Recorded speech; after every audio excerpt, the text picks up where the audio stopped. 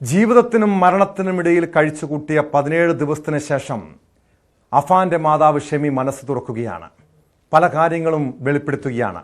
വെഞ്ഞാറമൂട് കൂട്ടക്കൊലപാതകത്തിൽ നിലവിൽ പ്രധാന സാക്ഷിയായി, കേസിലെ പ്രധാന സാക്ഷി കൂടിയായിട്ടുള്ള അഫാന്റെ മാതാവ് പുതിയതായി പറയുന്ന വിവരങ്ങൾ ഞെട്ടലുളവാക്കുന്നതാണ്. വെഞ്ഞാറമൂട് സെൻട്രൽ ബാങ്ക് ജീവനക്കാരിൽ നിന്ന് വായ്പ തിരിച്ചടയ്ക്കാൻ നിരന്തരമായ സമ്മർദ്ദം നേരിട്ടിരുന്നതായി അഫാന്റെ മാതാവ് ഷെമി തുറന്നു പറയുന്നു. ആശുപത്രിയിൽ നിന്ന് ഡിസ്ചാർജ് ആയ ശേഷം ഭർത്താവ് അബ്ദുൾ റഹീമിനോടാണ് ഷെമി ഇക്കാര്യം പങ്കുവച്ചത്. പേരമലയിലെ വീട്ടിൽ ഇനി താമസിക്കാൻ ഇല്ലെന്നും അഫാന്റെ മാതാവ് ബന്ധുക്കളെ അറിയിച്ചു.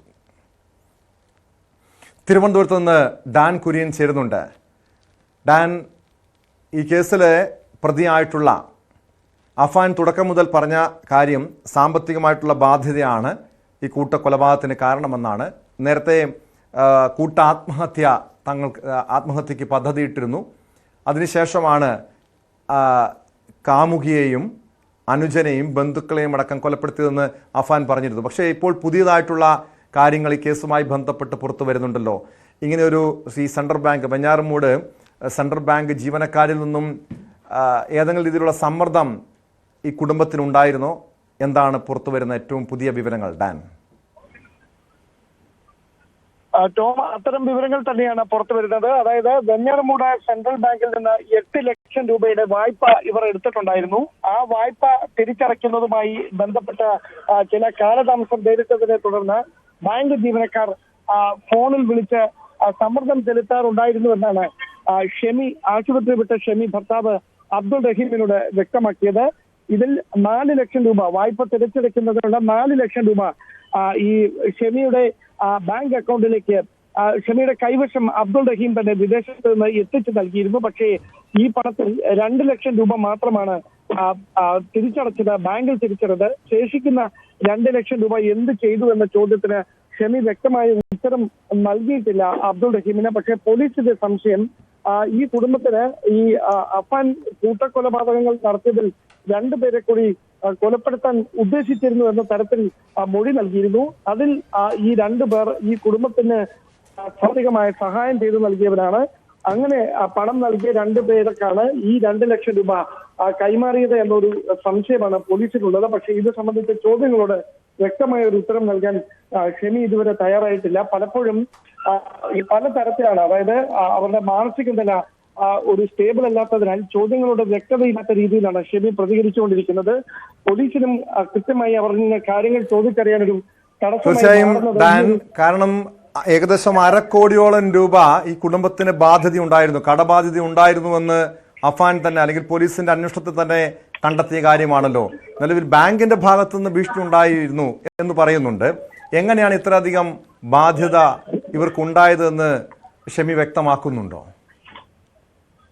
എങ്ങനെയാണ് ഈ ബാധ്യത ഉണ്ടായത് എന്ന കാര്യത്തിൽ ഒരു വ്യക്തമായ ഉത്തരം ഇതുവരെ ഷെമിയോ അഫാനോ അന്വേഷണ സംഘത്തിന് നൽകിയിട്ടില്ല. അത് സംബന്ധിച്ച കൃത്യമായ വിവരങ്ങൾ ലഭിക്കുമെന്നാണ് കരുതപ്പെടുന്നത്.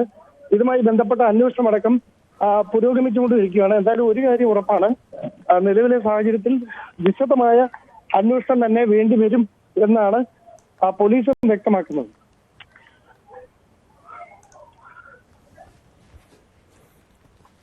യെസ്, തീർച്ചയായും. ഇപ്പോൾ നിലവിൽ ഈ ഭർത്താവിനോട്, അബ്ദുൾ റഹീമിനോടാണല്ലോ ഷെമി കാര്യങ്ങൾ തുറന്നു പറഞ്ഞിരിക്കുന്നത്. ഈ കേസുമായി ബന്ധപ്പെട്ട് സ്വാഭാവികമായും പോലീസിന് ഷെമിയുടെ വിശദമായ മൊഴി രേഖപ്പെടുത്തും ഉടൻ തന്നെ. കാരണം ഷെമിയുടെ ആരോഗ്യനില അത്ര പൂർണ്ണമായും ഭേദപ്പെട്ടിട്ടുണ്ടോ?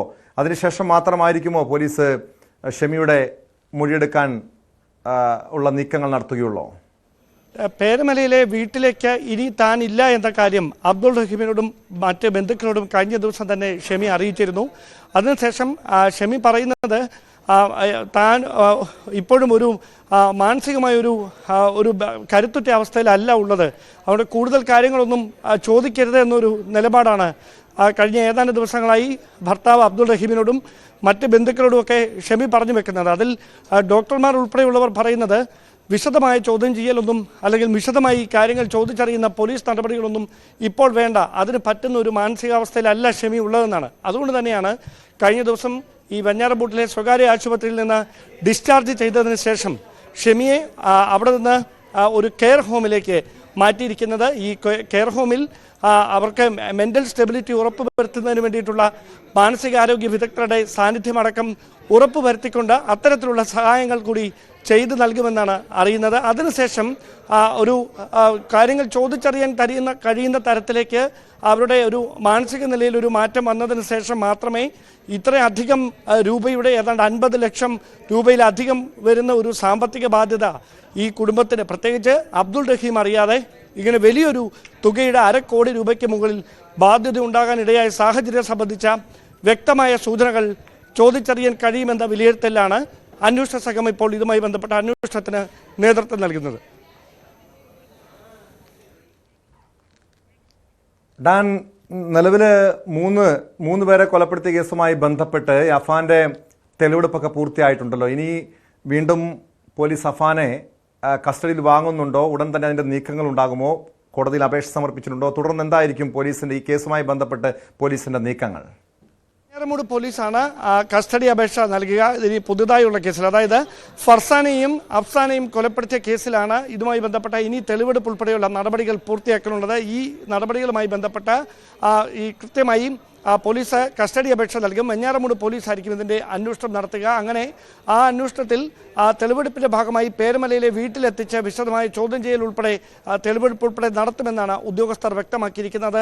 ഒരുപക്ഷെ തിങ്കളാഴ്ച കസ്റ്റഡിയിൽ വാങ്ങാനുള്ള സാധ്യതയാണ് നിലവിലത്തെ സാഹചര്യത്തിലുള്ളത്. അതിനുശേഷമായിരിക്കും പേരുമലയിൽ ഈ ക്രൂരകൃത്യങ്ങൾ, അതായത് ഫർസാനെയും അതോടൊപ്പം തന്നെ അഫ്സാനെയും അതിക്രൂരമായി കൊലപ്പെടുത്തിയ വെഞ്ഞാറമൂടിന് സമീപം പേരുമലയിലുള്ള വീട്ടിലെത്തിച്ച് അഫാനെ തെളിവെടുപ്പ് നടത്തുകയെന്നാണ് വെഞ്ഞാറമൂട് പോലീസ് നൽകുന്ന സൂചന. അതോടൊപ്പം ഈ സാമ്പത്തിക ബാധ്യതകളുമായി ബന്ധപ്പെട്ട നിലവിൽ സെൻട്രൽ ബാങ്കുമായി ബന്ധപ്പെട്ടാണ് 8 ലക്ഷം രൂപയുടെ ബാധ്യത ഉണ്ടായിരുന്ന കാര്യം ഷെമി വ്യക്തമാക്കുന്നത്. അതിനു പുറമെ ചില മീറ്റർ പലിശക്കാർ ഈ കുടുംബത്തെ നിരന്തരം ഭീഷണിപ്പെടുത്തിയിരുന്നു എന്ന തരത്തിലുള്ള ചില സൂചനകൾ പോലീസിൽ ലഭിച്ചിട്ടുണ്ട്. പക്ഷേ അത് അഫാനോ അല്ലെങ്കിൽ ഷെമിയോ ഇത് സംബന്ധിച്ച കൃത്യമായ വിവരങ്ങൾ പോലീസിന് ഇതുവരെ നൽകിയിട്ടില്ല എന്നാണ് വിവരം. ഈ കാര്യങ്ങളെ സംബന്ധിച്ചുള്ള അന്വേഷണവും നടക്കുന്നുണ്ട്. അങ്ങനെയാണെങ്കിൽ അങ്ങനെയുള്ള ഒരു നിരന്തരമായ സമ്മർദ്ദമാണോ ഇങ്ങനെയൊരു ക്രൂരകൃത്യത്തിന് അഫാനെ പ്രേരിപ്പിച്ചത് എന്ന കാര്യത്തിലേക്കടക്കം അന്വേഷണം കടക്കുമെന്നാണ് അറിയാൻ കഴിയുന്നത്. തിരുവനന്തപുരത്ത് നിന്ന് ഡാൻ കുര്യനാണ് വിവരങ്ങൾ നൽകിയത്. വെഞ്ഞാറമൂട് കൂട്ടക്കൊലപാതകത്തിലാണ് പ്രതി അഫാന്റെ മാതാവ് ഷെമി പുതിയ വെളിപ്പെടുത്തലുമായി രംഗത്തെത്തിയിരിക്കുന്നത്.